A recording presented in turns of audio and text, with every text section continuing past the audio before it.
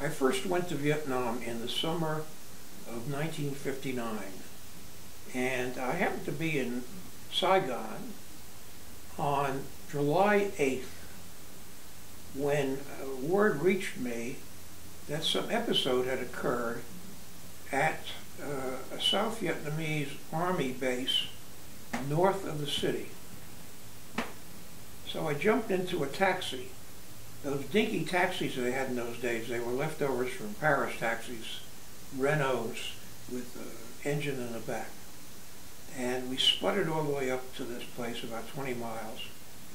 And there I discovered that two American military advisors, at that stage we didn't have combat troops, we had advisors advising the South Vietnamese government.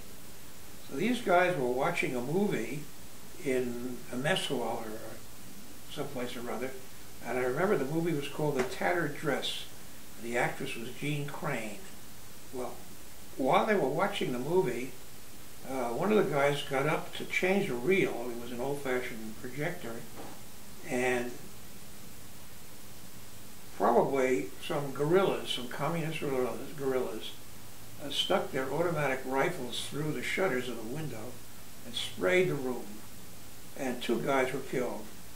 Their names were Dale Buis and Chester Ognat. I remember those guys vividly. I filed the story to Time magazine, and it was made about 3 paragraphs in the magazine, which was about all it was worth. I mean, here was a minor incident in a faraway place. Nobody thought anything was going to come of it.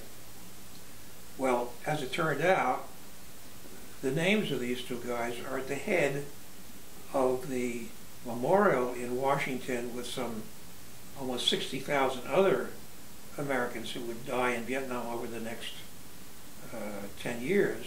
And I went on to cover that war for the next 8 or 10 years. And let's not forget that in addition to the 60,000 Americans who were killed, there were probably about 1 million or 2 million Vietnamese who were killed, civilians and military on both sides.